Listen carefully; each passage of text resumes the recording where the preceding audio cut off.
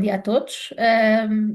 Vamos dar aqui início a uma nova WAT. Estamos de regresso. As WAT que já aconteceram há alguns anos atrás pelas lives do Instagram voltam agora com um novo formato. Neste caso, nós fizemos aqui um twist e vão passar a ser também as conversas da Wellness Alliance. Aqui o intuito é nós trazermos sempre alguns convidados que connosco partilham esta super paixão pelo wellness e também que podem acrescentar valor e que são especialistas e líderes do mercado nas suas áreas e, portanto, vão-nos trazer aqui de certeza insights e inputs muito, muito valiosos. Não podíamos deixar de começar com o Walter Mergulhão, que temos aqui hoje, que é o nosso parceiro nesta aventura do Wellness Alliance e que teve aqui a coragem de se juntar a nós nesta aventura para tentarmos agitar aqui um bocadinho as águas do bem-estar no nosso querido retângulozinho à beira-mar plantado. O Walter, que complementa muito bem também aqui a nossa ação, portanto, nós, por um lado da consultoria, trabalhamos os projetos quando eles estão para acontecer e depois, quando já vão acontecendo e se posicionando, o Walter faz todo o input anterior como nós e depois também dá aqui inputs muito valiosos na manutenção dos espaços, etc. E, portanto, complementa toda a nossa ação. Para não ir muito longe na apresentação, e porque vou pedir ao Walter para depois se apresentar e falar um pouco sobre si, aquilo que quiser, à sua vontade, dizer que o Walter representa aqui a Living Pulse e o Wellness Solutions Group, é um grupo ligado a soluções de bem-estar, nomeadamente equipamentos, e ele vai falar um bocadinho mais sobre aquilo que ele representa e sobre toda esta paixão que o wellness te traz. Quero perguntar à Wanda se tens alguma coisa para dizer, para não ficares aí só caladinha. Bem, ficar só caladinha já é algo difícil para mim, Exato. mas aquilo que realmente queria dizer é que é com muito gosto que voltamos às Wellness Academy Talks. Já tinha saudades de podermos ter estes pequenos momentos de partilha, agora realmente neste novo modelo, e começarmos e abrirmos aqui com o Walter, melhor ainda. Tu disseste tudo, não há muito mais para dizer, vamos mesmo passar a palavra ao Walter. Walter, queres falar um pouco sobre a história da Living Pools e quem é o Walter? Sim, antes de começar, queria dizer que para mim também é um prazer fazer parte aqui desta nossa aliança e realmente em poucos meses, assim que nos conhecemos, houve efetivamente aqui, além da empatia, acima de tudo um alinhamento muito forte de valores, de expectativas e de vontades. Acho que isto também é um bocadinho o reflexo de uma série de players que estão no mercado e que se vão revendo nas mesmas dores, nas mesmas necessidades de trazer inputs e algum sangue com mais dinamismo ao mercado. Bom, começando por apresentar então um bocadinho aquilo que nós fazemos. A Living Pool and Wellness by AWS Group, a marca é a AWS Group, portanto é no fundo uma umbrella que representa várias marcas internacionais e aquilo que nós fazemos é, no fundo, começamos a raiz, desde o projeto, porque muitas vezes começa-se o projeto sem ter noção daquilo que são os espaços e daquilo que é depois todo o contexto necessário para que aquilo funcione corretamente. E, portanto, não tendo arquitetura de spa em Portugal, que é uma coisa que nós temos vindo a tentar dinamizar e divulgar muito, começámos por abordar nesse sentido, do ponto de vista do utilizador, sempre ter essa perspectiva, que é fundamental para que as coisas depois resultem e funcionem. Associando a isso, tendo também muita noção dos custos de exploração, porque no passado tivemos muitas situações em que foram feitas obras megalómanas e depois aquilo acabou por não funcionar, os custos eram de tal forma elevados, não só os custos de exploração, os custos de manutenção. E é nesse sentido que nós tentamos trazer alguma lucidez, se me permitem aqui a expressão, e às vezes até reduzindo expectativas, mas fazendo com que aquilo se alinhe com aquilo que é a perspectiva e as possibilidades de determinado do cliente. Nós trabalhamos muito para a hotelaria, mas também para consumidores finais, para o cliente final. O que mais te procura a nível da hotelaria? É com espaços que ainda estão em bruto, ou quando já têm realmente o espaço e depois é que se lembram que ficava aqui bem ter uma sauna ou um jacuzzi? Na É. verdade, somos mais abordados quando já existe um problema e, portanto, efetivamente, é preciso trazer ali alguma solução. São as dores, não é? As dores vão surgindo e depois é preciso reparar. Já começa a haver, felizmente, alguma cultura, ainda é muito no início, portanto, o nosso ADN ainda está muito focado para determinados pontos de vista e ainda somos muito conservadores. Mas essa foi uma boa questão, sim. Normalmente é já quando as coisas estão com problemas. Mas, Walter, estavas a dizer que o mercado mudou um bocadinho e que já sentes que há um mercado a nível de privados muito interessante, não só a nível dos hoteleiros, ias tu a dizer, mas que já trabalham bastante com privados, é isso? Sim, Essa área. eu arrisco-me a dizer, na minha leitura, eu acho que nós estamos numa primeira geração de wellness. Ok, E a primeira geração é sempre aquela mais longa e mais dura, porque não havendo, não faz parte do nosso ADN. Sendo curioso que, em termos de termalismo, sim, nós tivemos o primeiro hospital termal do mundo e, portanto, nós certo. até tínhamos uma oferta generosa que depois foi decaindo e que se tornou geriátrica, envelhecida e pouco atraente. Ao contrário que noutros pontos do mundo, onde foram desenvolvendo esse bem-estar, tornando os espaços mais glamourosos, mais Agora, há enriquecidos. alguma tendência para voltar-se a olhar para eles, não é? Pelo menos esse primeiro espaço que estás a falar, Caldas da Rainha, presumo, Sim, já exatamente. está a ser recuperado. Há um projeto da Câmara muito interessante de viabilização de todo o espaço e não só desse espaço, mas da criação de um parque, um bocadinho assim na onda daquilo que foi feito em Bath. Nós estivemos aqui num congresso de termalismo há uns anos atrás e já se falava nisso. Mas claro, de facto ainda está um bocadinho longe daquilo que são outras ideias e outros ideais por outros lugares, não é? Se idealiza, se cria, se desenha, mas depois, até chegar a efetivar e a colocar em prática, ainda está a levar aqui um espaço temporal muito grande. Sim, e até porque a parte do nosso ADN está muito ligada à parte de piscina. Mas há muito mais oferta para além disso. A possibilidade que nós temos de trazer, porque a piscina depois acaba por criar uma sazonalidade muito grande. Sim, E nós temos outras ofertas que podem complementar não só a sazonalidade, mas como também às vezes algumas condicionantes, como é o caso de espaços de cidade ou de menor dimensão. certo. Mas voltando aqui àquilo que estava só sobre o consumidor final. Hoje nós registramos que o consumidor final vai ao hotel e depois quer levar um bocadinho daquilo para casa.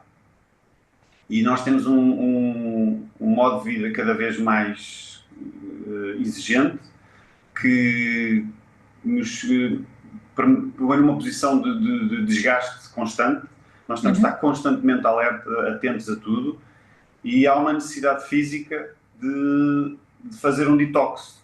Não é? Claro, Havia aqui o FOMO, que é o Fear of sim, Missing Out, e atualmente registramos aqui o JOMO, que é o Joy of Missing Out. Então as pessoas precisam de desconectar aqui um bocadinho, até por uma questão de saúde mental também, que é uma coisa que está a associar muito aqui a este bem-estar, que já não é só físico, já não é questão do fitness, da nutrição, etc. A saúde mental está a ter um papel muito importante e pós-Covid eu acho que veio acelerar muito, por um lado de uma forma positiva, porque deu aqui um boost ao mercado e eu posso dizer que são dados que vocês devem ter também, mas o mercado de bem-estar em Portugal em 2022, que são os últimos dados, já representava 18 mil milhões. E há aqui um mar azul incrível. Temos é que se calhar passar para uma segunda geração. Isto tem que ser o Wellness 2.0. certo. Sem dúvida Então, nenhuma. e é quando pensamos no Wellness 2.0 que depois vem-nos à ideia uma série de coisas. E falávamos ainda há pouco, e tu falavas um pouco daquilo que era a evolução e o pensamento como evoluiu um bocadinho na hotelaria portuguesa e não só a nível do bem-estar. E falavas exatamente que estávamos no Wellness 1.0 ainda, mas quando falas no Wellness 1.0, achas que esta evolução a nível da procura por espaço wellness e de bem-estar e de concretização destes espaços Ainda consideras que é 1.0 incipiente ou achas que de facto já é algo que tem alguma estrutura e que já estamos a dar passinhos jeitosos para o next level? Olha, eu acho que isto, na verdade, não há uma consciência coletiva. Vai havendo algumas entidades, alguns players que se vão destacando no mercado, boa parte deles porque vêm com um mindset lá fora e, portanto, Certo. acabam por tentar implementar, como é o caso do Six Senses, pronto, e daí que acaba por ser uma referência, a referência que é. E depois existem pequenas unidades que também querem criar diferenciação. Na verdade, eu acho que ainda está muito focado no food and breakfast e quartos e pouco mais. Há um longo caminho a percorrer. O que há em termos de oferta é muito básica e às vezes aquilo que me espanta ou que me assusta é a noção, ter a consciência de que depois quem tem poder de decisão não tem essa noção. Portanto, acha que tem ali de facto uma oferta muito considerável e não. E sabemos que são coisas básicas e que as pessoas já têm coisas melhores em casa. Portanto, isso depois leva a que as pessoas procurem outros destinos ou outros espaços. E começa a surgir players com oferta em que já não está ligado à hotelaria.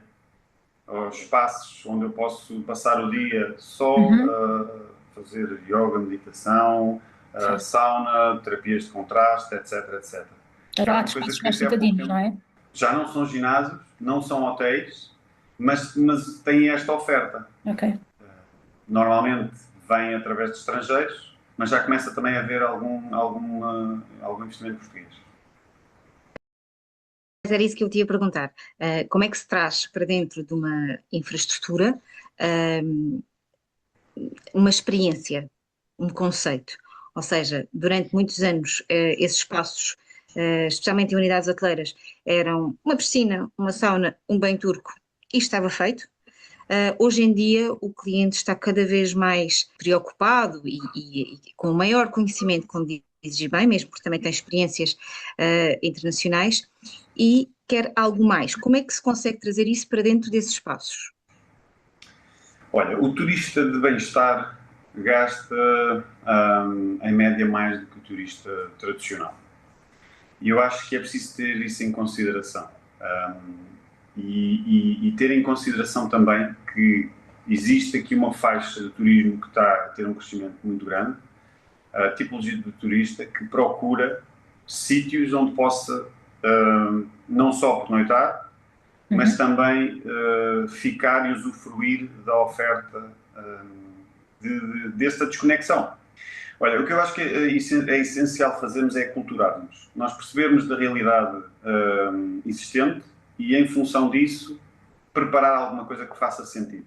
Para que seja uma coisa mais exclusiva, e às vezes o exclusivo não tem que ser necessariamente de grandes investimentos financeiros, às vezes é só uma questão de ser um bocadinho fora da caixa, de conhecer a realidade e de pensar global, mas agir local. Ok? E depois passar isso efetivamente para ações. Entender que não tem que ser tudo igual, eu não tenho que ter uma oferta igual à dos meus colegas de profissão ou das outras ofertas que existem localmente, porque isso pode ser um erro.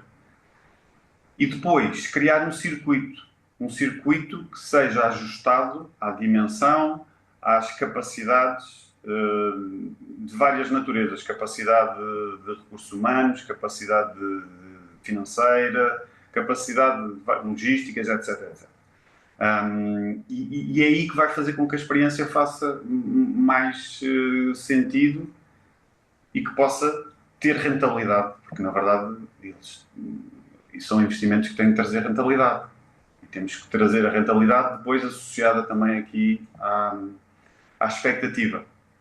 Há uma coisa curiosa, e isso nós vemos ao longo do nosso caminho, não sei se tu sentes, é que há uma certa preocupação que é, ok, quero ter uma área de águas, uma área de saunas, um circuito, porque isso realmente dá maior visibilidade para quem, no final, escolhe ir para aquela unidade e também permite a que tenham depois um preço médio de venda por quarto mais elevado. Mas depois olham para essa zona como um centro de custo, porque é uma zona que não lhes dá aquela rentabilidade direta, digamos assim, porque não é pago cada vez que lá vão, na sua grande maioria. Mas isto é um pequeno à parte, mas na verdade depois esquecem-se que o usufruto desse espaço faz efetivamente com que ganhem de forma indireta, na parte dos quartos.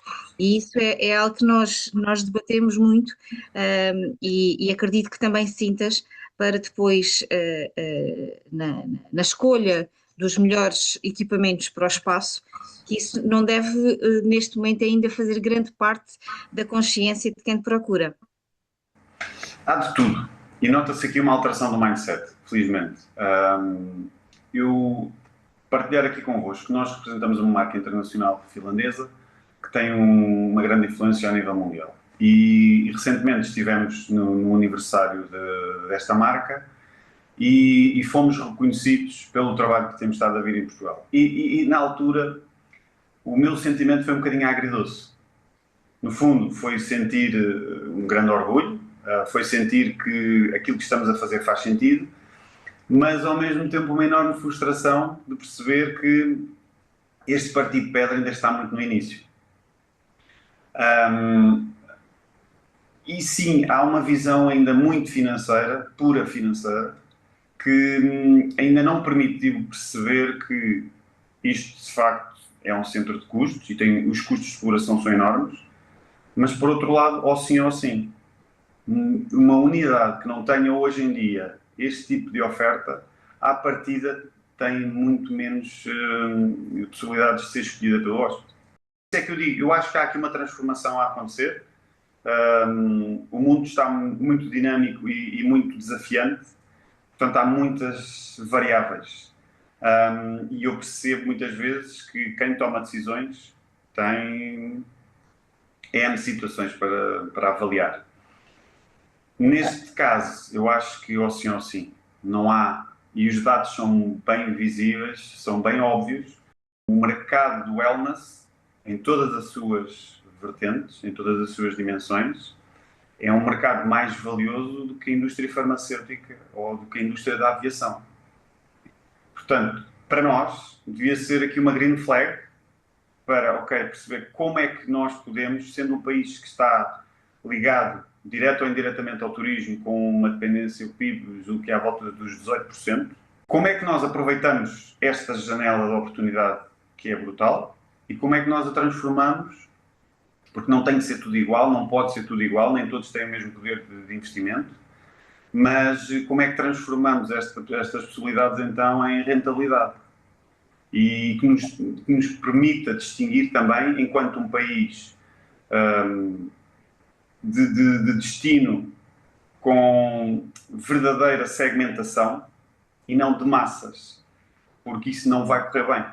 Acho que isso foi um ponto muito interessante que falaste. Já falámos aqui da identidade e na cultura, e acho que agora, elencando, quando falas no turismo de distinção e não de massas, isso significa que aquilo que tu tens enquanto equipamentos e aquilo que tu pensas enquanto jornada que constróis, quando tens essa oportunidade, vais com certeza, e tendo em conta todos esses detalhes, portanto, a cultura local, a comunidade em que se insere o próprio espaço, pensar numa jornada para o cliente, era o que dizias há pouco. Essa jornada e essa parte tecnológica que tu tens, porque às vezes temos um bocadinho a sensação que quem não vive tanto esta área como nós, olha para os equipamentos como equipamentos. Nós olhamos para eles como potenciadores de experiências e de emoções. Quando nós acoplamos aqui a questão emocional a todo este tipo de jornadas, consegues distintivamente percepcionar que há equipamentos que podem trazer esta questão emocional muito mais ao de cima e perpetuar muito mais as memórias, as experiências emocionais do que as pessoas em detrimento de outros. Ou seja, na tua opinião, há equipamentos que, quando colocados no sítio certo, vão imediatamente fazer um wow extra à jornada e à memória e à emoção que transmitem para o cliente, ou achas que é mais ou menos O potencial é idêntico. Não, acho que sim, acho que sim. Nós temos uma história riquíssima, temos uma cultura forte, temos uma grande diversidade e Certo. acho que isso só é benéfico.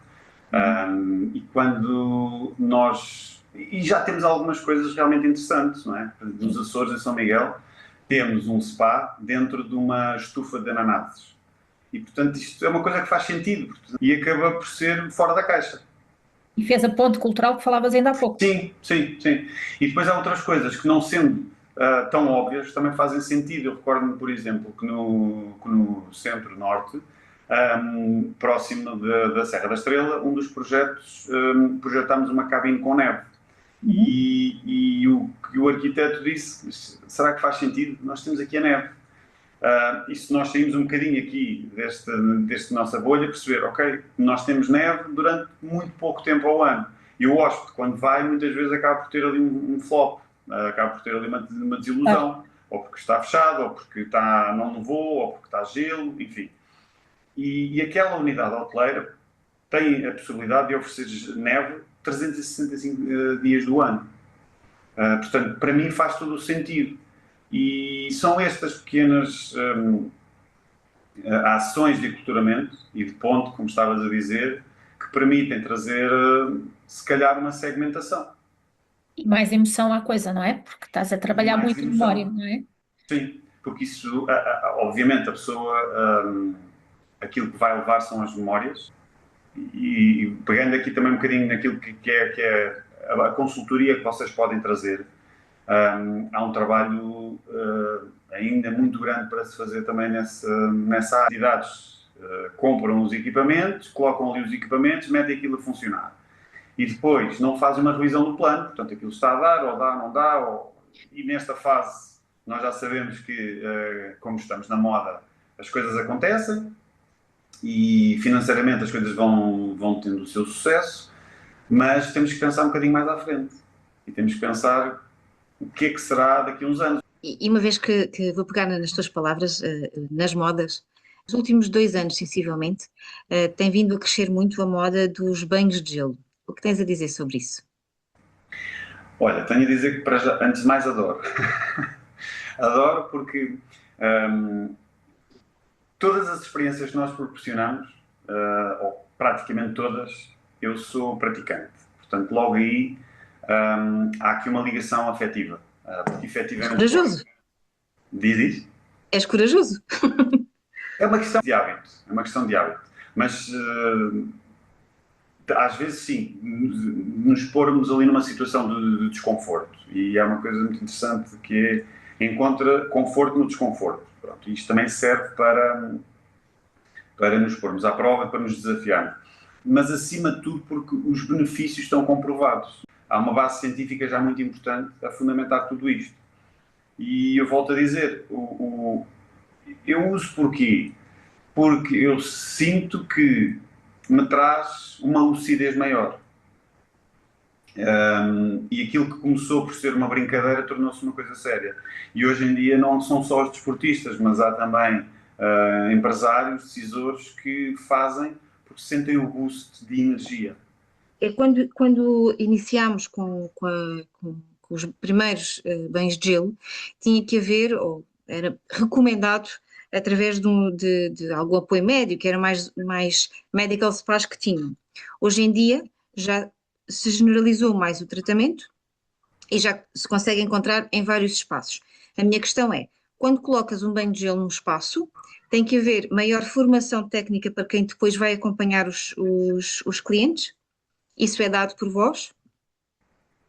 Sim, bom, mas isso é transversal. É tanto no banho de gelo, como é na sauna, como é no banho de vapor, não é? Que vulgarmente se chama de banho turco, ou hammam. Sim. Portanto, há toda aqui uma série de desconstrução de conceitos e atualização desses conceitos. Os banhos de gelo, sim, efetivamente hoje as terapias de contraste estão muito na moda, mas eu acho que a formação tem que ser dada para tudo.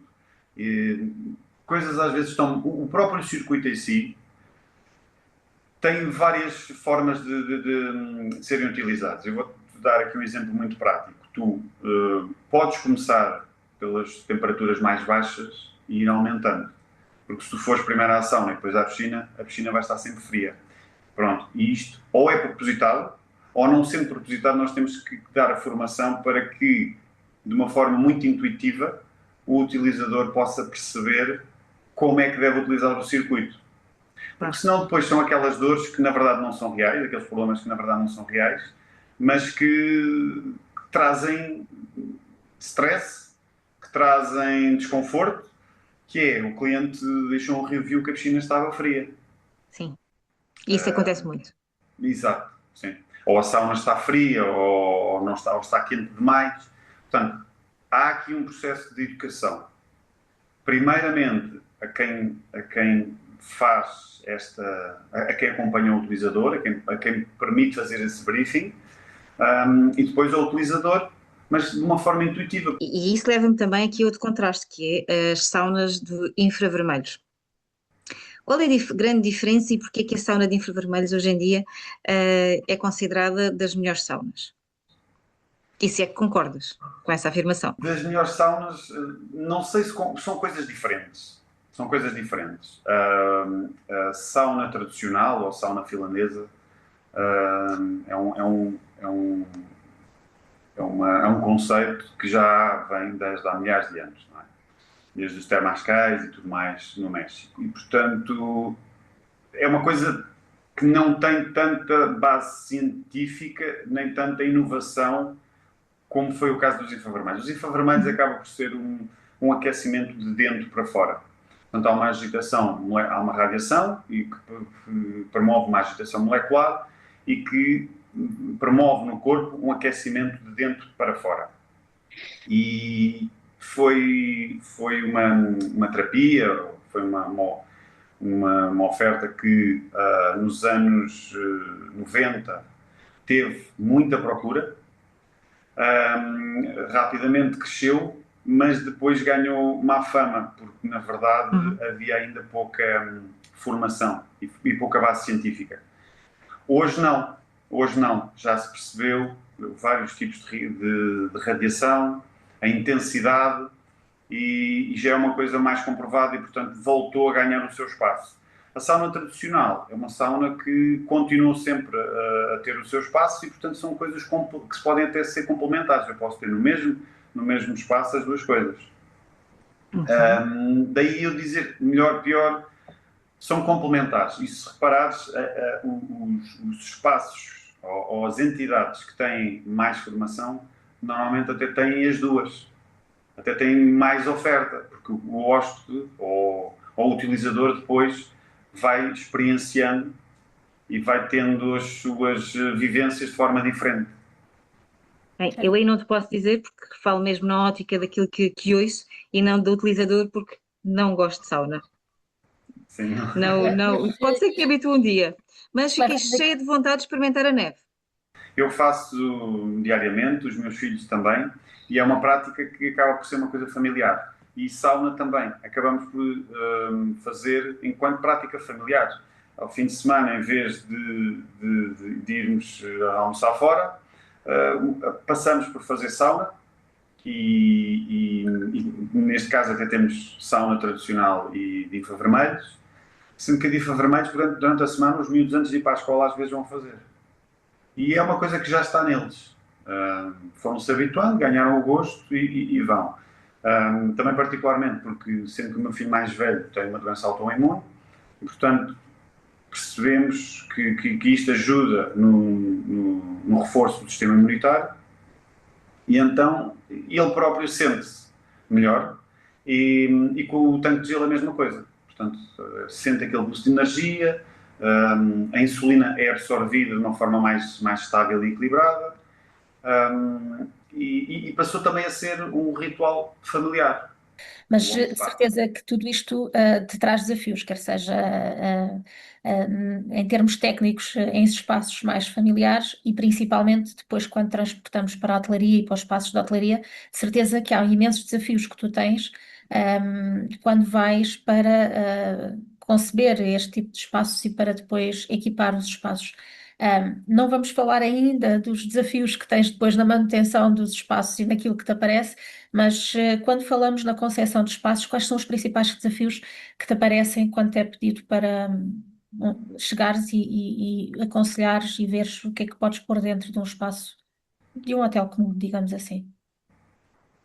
Olha, o principal desafio são os conceitos, entender os conceitos.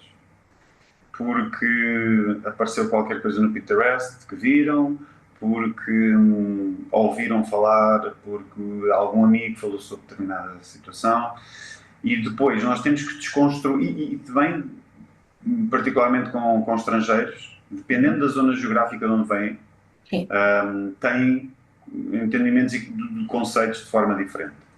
E então nós temos que, primeiramente, desconstruir, tentar ajustar aquilo que é realmente a expectativa dos clientes. Depois, outra questão fundamental e também crítica são as áreas técnicas. Porque o arquiteto, seja quem for que projeta, faz o boneco do espaço onde quer colocar, sauna, piscina, o que for, mas depois a área técnica fica sempre a segundo plano. Portanto, já sabemos que é uma área, no fundo é um custo, não é? É uma área que não tem aproveitamento, não tem rentabilidade, e a área técnica é aquilo que permite depois que os espaços funcionem de forma correta.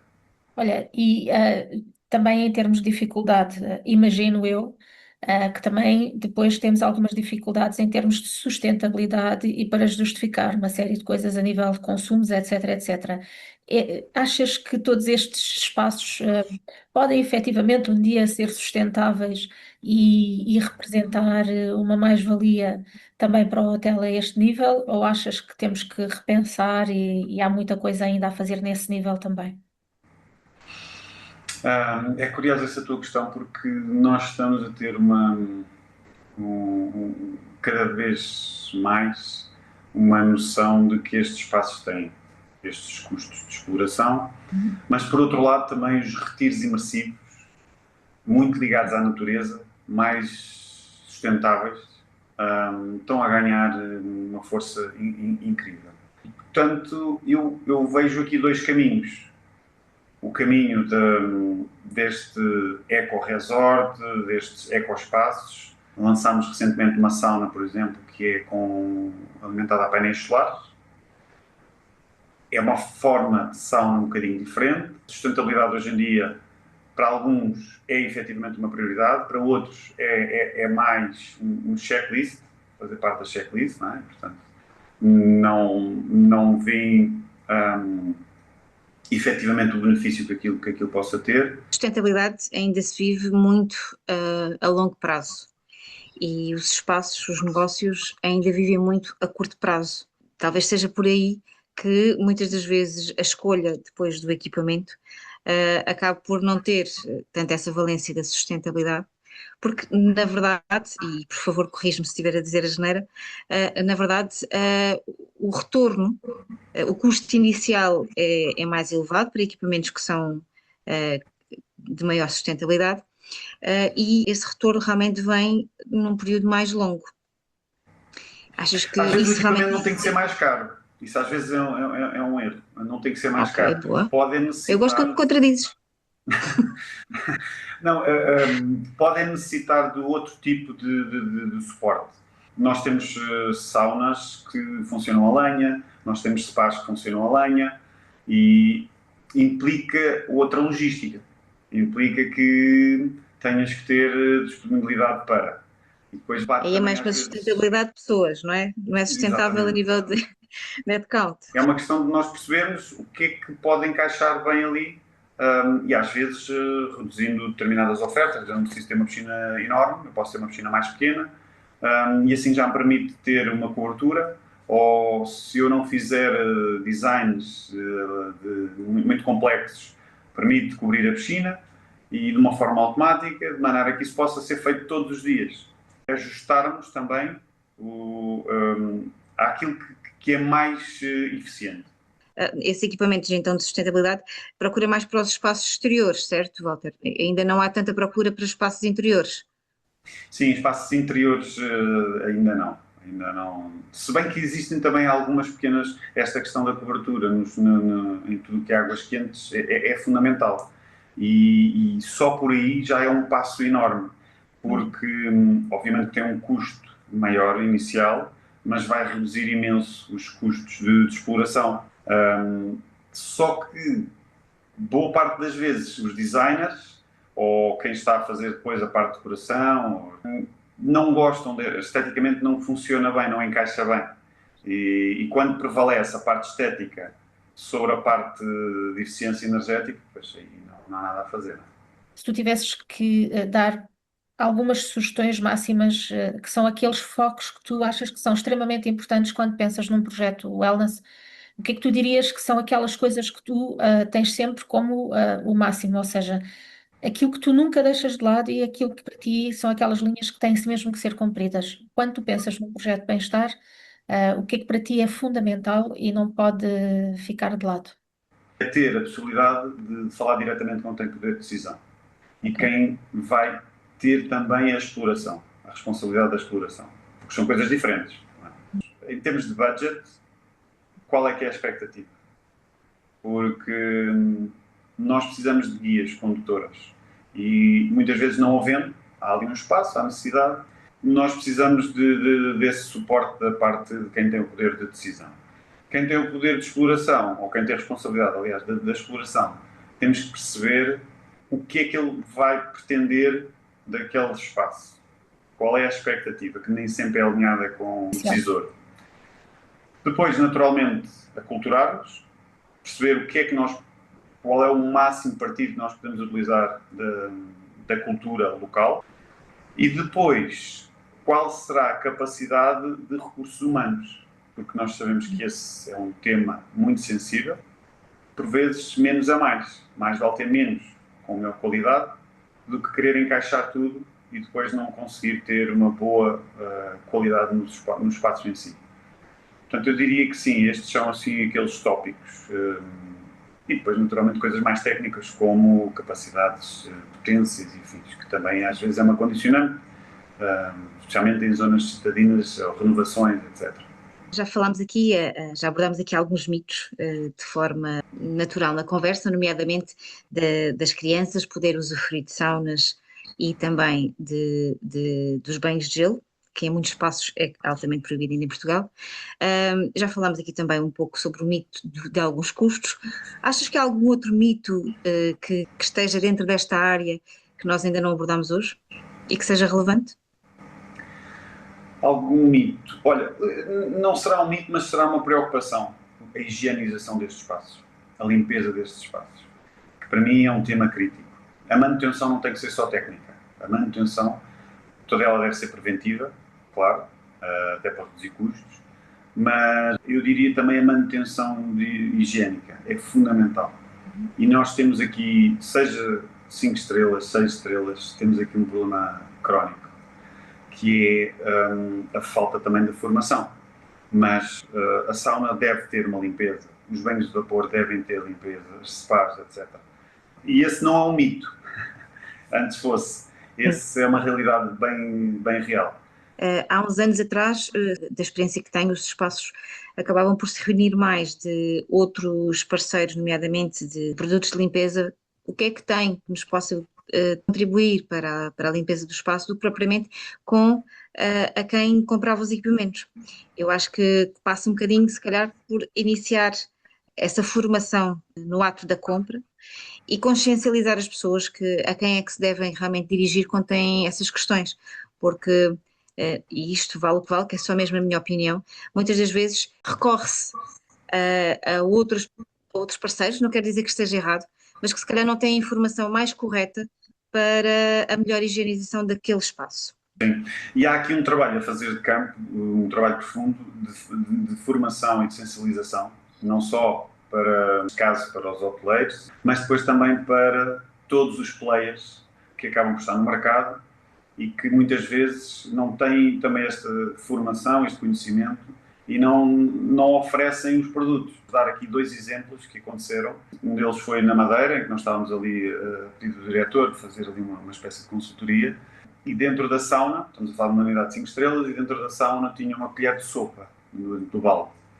Portanto, reparem, isto, a mensagem que passa ou é de desleixo, ou é de falta de conhecimento, Os dois. ou os dois, não é? E estamos a falar de uma peça que custa 30, 40, 50 euros, portanto não tem absolutamente expressão nenhuma. E o que o diretor me disse foi, pois, mas eu não sei onde comprar. Ele, depois, obviamente que o diretor de manutenção acabou por responsabilizá-lo e disse, pois, mas onde é que eu vou buscar uma coisa destas? Não sei, não tenho... para mim é que esta falta de conhecimento que depois se traduz para o hóspede, para o utilizador, a mensagem é uma mensagem má, é uma mensagem de desconforto, de desconfiança em relação a tudo. Porque para quem faz, para quem toma essa ação, não é necessário uma colher, ponto. Na cabeça das pessoas é necessário uma colher. Não tem que ser a colher específica, é uma colher. Se é uma colher, bora lá buscar uma colher. Escolher profissionais que saibam e que possam ajudar. Ok, mas olha, falando aí um bocadinho nos profissionais e nos desafios que já falámos e nos mitos, tem estado constantemente a dizer que falta formação, falta educar, falta formação. Ok, eu nunca vi, e isto vou falando também contra nós, Wanda, se calhar temos que aqui fazer um open eye, eu nunca vi formação, de um modo geral nesta área. Quando tu dizes falta formação, é o quê? É, recorrerem, por exemplo, a empresas como vocês ou outras para formar pessoas relativamente ao dia a dia daqueles equipamentos? O que é que tu dizes a que é que te referes especificamente quando dizes que falta formação? Falta formação a vários níveis. Obviamente técnico, mas pronto, aí também não podemos exigir essa responsabilidade, e aí sim poderá ser com avanças, com contratação de empresas externas, etc. Certo. Mas acima de tudo falta conhecimento da forma de utilização. Quando as pessoas dizem, sauna seca e banho de vapor, eu confundo muito. E nós percebemos nitidamente que a pessoa não sabe aquilo que está a falar. Pois, às vezes eu confundo. Pronto, não tendo contacto com isto, é natural que as pessoas não tenham esse conhecimento. Claro. Quem tem a responsabilidade destes espaços, a primeira coisa que deveria fazer era pôr os funcionários a experimentar tudo. Só assim é que eles podem perceber, porque nós às vezes estamos a exigir às pessoas coisas que, na verdade, o conceito para ela não faz sentido, ou não utilizou, não encaixa. Portanto, isso também acaba por ser injusto. Claro. E uma das coisas que nós fazemos, a formação que nós damos internamente é isso faz. Para que é que eles vão utilizar um tanque de gelo, ou para que é que vão à sauna? Porque eles têm que perceber. Um pouco referias-te em relação à higienização. Dentro dos vários equipamentos temos que ter atenção, como é óbvio. Mas qual é aquele que se deve ter uma atenção ainda maior, ou que tenha uma atenção adicional? Olha, essa questão é bastante pertinente. E há dois espaços que são críticos. A spa, e quando eu digo a spa é a banheira de hidromassagem, normalmente, porque eu traduzo o spa enquanto o espaço físico e a spa enquanto a banheira / jacuzzi. São águas, é um volume normalmente muito curto, de águas muito quentes, que satura muito rapidamente. Muita gente a usar. E muita gente a usar, às vezes não tendo o tratamento com os produtos certos, e mesmo tendo, já é um produto que precisa de um equilíbrio, é um equilíbrio muito sensível. E outro é o banho de vapor. O banho de vapor também é um espaço que deveria ter mais atenção. E uma limpeza, uma higiene mais profunda.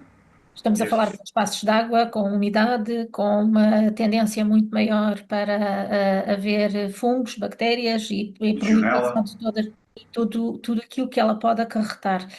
De qualquer das formas, também acoplado a isto, não só este tipo de equipamentos, todos os sistemas de águas e de ventilação, etc., também podem estar dentro desses campos. É um setor à parte, mas ele também pode influenciar todo o funcionamento do espaço de wellness, não é? Sim. Naquilo que é o pragmatismo que eu acabo por me identificar, nós não podemos camuflar as coisas, temos que assumi-las e temos que trabalhar antecipadamente para que as coisas corram bem. Porque elas existem, então nós não podemos andar aqui a fugir às questões ou a tentar camuflá-las. Porque não tendo capacidade, e eu aqui sou muito pragmático, não tendo mais vale não ter. Correto. mais vale selecionar, porque as ofertas existem e são variadas e não temos que ter tudo igual, porque é que é questão de piscina, sauna e banho turco, ou banho de vapor. Quer dizer, há muito mais oferta. Nós desenhámos um produto, spa de pés, e a história basicamente foi em Lisboa, 7 cidades, colinas, sobe, desce, a pessoa chega ao fim do dia, se calhar, massacrada. Se fosse uma piscina, seria uma mini piscina, quer dizer, um flop. Na verdade, iríamos estar a tentar ali fazer uma coisa que não iria ser interessante do ponto de vista depois do utilizador. E então, se calhar, fez mais sentido optar por ter um spa de pés com grande qualidade e que a história fosse à volta disso. Desculpa, o que é um spa de pés? Um spa de pés, ou de membros inferiores neste caso, é dedicado só aos membros inferiores. Portanto, Ok, já percebemos. Sim, Dá lá aí uma noção para o people. Estamos a falar de caminhos tipo reflexologia que podem fazer mais não. pontos. Estás a falar de água, estás a falar do quê? Estamos a falar de água, estamos a falar de spa, Cadê mas o quê? com menos água e com tudo apontado para as zonas Membros dos inferiores. membros inferiores. Planta do pé, uma zona de terminação nervosa muito massacrada, gêmeos, coxas, etc. Fantástico. Olha, também me parece bem, também me convidas para esse, que eu também gosto desse. Juntas-me esse com a neve e para mim está feito. Está feito. Mas agora eu tenho que te pôr uma questão que me está aqui a perclitar o cérebro. De um modo geral, há aqui uma tendência para se dizer, até à data e segundo muitas fontes, que o spa tem que ter água, não é? Spa sem água não é spa. Nós estamos perante uma mudança de paradigma a muitos níveis no termo de SPA e no termo do bem-estar em geral, e estamos a cada vez mais incorporar tecnologias distintas. Tu falaste da neve, mas há tecnologias imersivas que nos ambientam para espaços que na realidade não têm água, mas que simulam ter água. Ou Sim. não, ou outra coisa qualquer. Já falaste aí um bocadinho disso. Poderíamos falar de outros tipos de equipamentos que vão ao nível do biohacking e outras coisas incríveis que estão a surgir o tempo todo. Para ti, em termos de futuro, o spa tem a concepção que nós temos visto com a piscina, sauna, banho turco, que tu falaste ainda há pouco, ou seja, tem que ter água, efetivamente água real, ou tu concebes um spa do futuro em que, de facto, a questão da água, propriamente dita, não é essencial? Eu acho que sim, eu acho que a água não é essencial, não tem que ser. E há várias outras formas de relaxamento, de desconexão. Acho que isto parte sempre tudo destas premissas de entender a cultura, a expectativa e onde é que se querem posicionar. Um hotel de citadino, naturalmente, pode ter mais dificuldades em ter espaços de água, mas não é isso que não deixa de ter o spa. E depois também depende, em termos do wellness, lá está, são 7 dimensões, a dimensão é que nós nos queremos direcionar. Claro. Eu vejo os spas sem água certamente também com um futuro com bastante crescimento. Sim. De tantos projetos que já fizeste, e já falaste de alguns, qual é aquele, e não precisas de dizer o nome, mas qual é aquele que tu te mais orgulhas e que mais gosto te deu de fazer? É uma pergunta difícil, porque na verdade eu envolvo-me bastante na grande maioria dos projetos. Há projetos que são mais fáceis, outros que são mais desafiantes. Há projetos de maior dimensão, outros de menor dimensão. Os de menor dimensão não deixam de ser, às vezes, também interessantes. Nós temos agora o projeto do hotel em Melides, do Lobotan, que curiosamente, acaba por não ter águas, pelo menos na parte interior, mas é um projeto desafiante pela constante atualização do projeto. É uma pergunta que eu sinceramente não consigo responder. Olha, eu posso dizer que fiz um projeto que me deu um gosto especial, porque foi em termos de consultoria para uma outra empresa e o consumidor final tinha uma ideia totalmente, portanto, era um privado, um senhor já reformado, já com uma certa idade, e portanto ele já tinha a piscina, spa e sauna. E aquele espaço nós transformámos completamente. E isso deu-me gozo porque o cliente, no final, ficou extremamente satisfeito, investiu, mas deu-me gozo porque foram muitos pequenos espaços, todos eles pensados e com um objetivo muito propositado. E esse deu-me gozo. É um cliente particular e, portanto, eu não queria estar aqui a mencionar, mas um projeto pequeno, de pequena dimensão, particular, mas foi muito desafiante e muito giro, sim. Pronto, e nós estamos aqui a entrar na nossa reta final. De qualquer das formas, falámos aqui muito hoje sobre aquilo que nós consideramos que ainda é esta primeira vaga do wellness em Portugal. Falámos que ainda temos que partir pedra para uma visão de futuro e para ser mais positiva.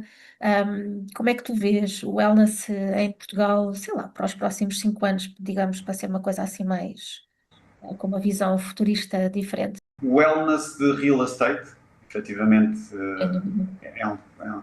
o silver economy, também Uhum. acho que acaba por ter aqui, acho que vai ser muito impactante no nosso mercado. Uhum. E depois, toda esta necessidade da hotelaria se reinventar. Acho que há aqui um potencial de crescimento muito grande. Nós não vamos conseguir ter muito mais turistas. Nós vamos ter que lhes dar aqui um nível de conforto melhor. Se nós queremos aumentar o preço médio do quarto, está na altura certa de fazer investimentos, mas investimentos que nos possam posicionar como um país de primeira linha enquanto bem-estar. Já a história diz-nos que já o tivemos, com o termalismo, e eu acho que temos agora aqui uma perspectiva muito interessante para o futuro. Pequenas unidades com ofertas muito distintas, muito segmentadas, e outra coisa que é o wellness juvenil, e que para mim é um ponto muito sensível. Uhum. Os nossos jovens estão cada vez mais expostos a este massacre de estar constantemente ativos, e eu acredito que vai haver abertura para que as crianças possam também utilizar espaços desta natureza. Já começa a surgir pequenos clusters, pequenas unidades, mas eu acho que vai ser uma realidade muito presente no futuro. Estes retiros imersivos Uhum. que te vão forçar a desconectar e a recentrar um bocadinho para podermos voltar depois à carga do trabalho dia a dia. Eu acho que há um caminho fundamentalmente de crescimento e de muito potencial. Concordo. E já se começam a ver alguns retiros, como tu dizes, imersivos, dedicados mais a um público mais jovem, ali adolescentes e até uma casa dos 18, por aí. Sim. Portanto, já se começa a ver essa necessidade. Quando falamos nas diferentes categorias de wellness, e tu ressalvaste ainda há pouco a questão da saúde mental, e falavas, e nós concordamos muitíssimo, que de facto a saúde mental é algo que vai cada vez mais imperar em termos de wellness, portanto, vai ser o principal questão que nós teremos que ter em consideração nos próximos muitos anos, acima e sobrepondo-se acima de questões como, inclusive, o fitness e a nutrição, que obviamente fazem sempre parte, não vão Sim. nunca deixar de fazer parte e estão sempre na base de um conceito wellness bem pensado, mas tudo aquilo que, quando seja os fatores que promovam uma melhor saúde mental, vão estar sempre acoplados. Eu vou-te deixar só aqui uma provocação final, não sei se a Wanda quer fazer mais alguma, mas eu tenho que a Tenho fazer. uma provocação. Alguém ligado aos equipamentos, não é? Tens estado aqui mais a promover os equipamentos. Vamos pôr a tua visão wellness um bocadinho de lado, no sentido mais vasto, mas tu, enquanto alguém ligado aos equipamentos, como é que tu dirias que equipamentos normalmente têm uma parte mais técnica, mais fria, não é? Não há aqui uma parte de conexão tão grande. Consideras que estes equipamentos também podem promover a socialização? Porque esta é uma das áreas do wellness que mais tem crescido e que mais tendências tem de futuro. A socialização dentro dos espaços e a conexão e a humanização dos espaços. Consideras que eles também podem promover este tipo de conexão, humanização, etc., nomeadamente quando falávamos ainda há bocado de visões de futuro sem água, por exemplo, e que pudessem ter recurso a coisas imersivas de IA e por aí fora. Será que nós estamos cada vez mais a caminhar para espaços que são menos humanizados e menos socialmente conectados? Ou, como tu dizias ainda há pouco, e pegando na questão dos jovens, temos que fazer exatamente o caminho inverso, ou seja, utilizar esses espaços para promover essa socialização e essa conexão, e é possível, com banhos de gelo, nós promovermos a socialização das pessoas. Não sei. Eu acho que as pessoas que estão, quando estão de banho de gelo precisam de muito apoio emocional, então tem que haver socialização. Desculpem. A parte técnica é importante, Uhum. mas é a parte menos importante. Nós, quando desenhamos o projeto ou quando estamos na implementação do projeto e na montagem, inclusivamente, dos equipamentos, a parte técnica é aquilo que faz parte e que tem que ser, ponto final, que determina o projeto. Uhum. E, aliás, um projeto de sucesso é aquele que, quando a pessoa está a utilizar, pessoas, utilizadores, etc., nem sequer têm consciência da parte de equipamento. Portanto, as pessoas estão simplesmente a usufruir. E essa é a grande questão. Isto não são equipamentos. Nós estamos a falar de espaços de promoção, de bem-estar a vários níveis, mental, físico, etc. Portanto, nós já sabemos que as pessoas vivem mais e querem viver melhor. Isto é um facto adquirido. Temos aqui a questão da saúde mental, que neste momento é um ponto extremamente importante e que se está a associar à equação. A dependência das redes sociais depois traz todos os outros apêndices. Naturalmente que a socialização dentro destes espaços é fundamental, é para isso que eles servem. Portanto, eu quando digo que nós, enquanto família, fazemos sauna, isto nós estamos a socializar. E eu falo com os meus filhos ao mesmo tempo que estou a fazer, a beneficiar e usufruir daquele espaço. Mas não é uma coisa que seja consciente. Nós não, olha, vamos fazer isto porque nos faz bem. Todas as tantas isto acaba por se tornar um ritual interiorizado. Uhum. Eu trabalho muito, particularmente com países como a Finlândia, a Estónia, a Áustria, etc. E a forma como eles entendem esta ligação é uma coisa muito natural. Às vezes até temos aqui alguma dificuldade porque o consumidor português é muito mais exigente em termos estéticos. Certo. E isto às vezes condiciona aqui, enquanto que o utilizador nórdico, e particularmente estes que acabei de falar, quando vai usufruir pura e simplesmente do espaço, vai socializar. E eles socializam muito. Portanto, eu acho que sim, acho que isto permite e promove a socialização e a humanização. Boa. Falta a tua provocação, Wanda? E que depois não sei se o Walter tiver uma provocação para nós também está à vontade. Podes fazer para nós. Temos que ser democráticos. Imagina, Walter, hoje vamos dar aqui um presente. Vamos te dar uma varinha de condão. Eu gosto de dar varinhas de condão. Vou dar uma varinha de condão em que tu podes hoje, não daqui a 5 anos, não daqui a 3 meses, hoje, mudar algo dentro desta área. O que é que tu mudavas? Epá, isto parece quase aquela pergunta: o que é que dizem os teus olhos, caramba? Isto é aquela pergunta A Wanda gosta sempre de pôr as pessoas em pânico. O que é que eu mudava? Podes sempre dizer que mudava a pergunta que a Wanda fez. Não há problema. Sim. Não, mas é uma pergunta gira e é uma pergunta que faz refletir. Olha, mudava se calhar esta visão que é mais financeira, mais em termos de custos e que envolve dinheiro, o dinheiro em volta disto. Porque temos uma oportunidade brutal de posicionar o nosso país como uma área que é saudável, uma área que tem um potencial de crescimento natural. E se nós tivéssemos, e isto não quer ser politicamente incorreto, mas tivéssemos uma visão menos financeira, mais wellness, em que estivesse centrada no utilizador. Certo. E não tanto naquilo que é a rentabilidade dos espaços. Acho que seria por aí. Mudava um bocadinho esta visão, porque naturalmente a rentabilidade vai aparecer, mas se calhar de uma forma mais bonita, mais interessante e mais a médio e longo prazo, com muitos benefícios para tudo, inclusivamente para a saúde financeira do país. Gostámos particularmente que não tenhas-nos provocado, podia ser incómodo e a Wanda ter que cortar. E nós, da nossa parte, queremos agradecer todo o tempo que te disponibilizaste. Sabemos que não é fácil disponibilizar um bocadinho e de todo o coração disponibilizaste tempo e partilhaste aqui muito conhecimento, muitas ideias, e isso é muito importante.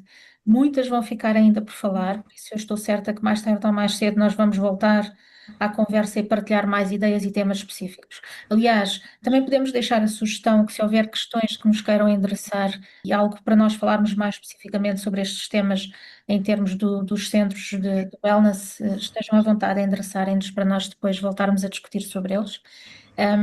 E nós só queremos agradecer-te muito por embarcares na loucura aqui conosco, e seres mais um embaixador aqui desta aliança que se pretende que seja um movimento de futuro para impactar e fazer, de facto, esse caminho que hoje falámos aqui tantas vezes de partir pedras, chegar a outro lugar e termos um potencial muito maior e muito mais, eu diria sustentável em todos os termos, não só em termos de ambiente, mas em termos de pessoas também e daquilo que nós podemos oferecer às pessoas. Eu acho que é isso que nos está a faltar, é a qualidade do serviço, a sustentabilidade de toda esta área e de projetos que sejam absolutamente capazes de marcar as pessoas a todos os níveis, não é? Por isso, muito obrigada por todo este enquadramento. Wanda, o que é que queres deixar de apelo final? Não queres? Não quero, tu falaste tão bem que não me deixaste muito a falar. Exato. Chave de ouro. Ficar em contacto e obrigada. Voltamos a isto dentro de um espaço bem breve.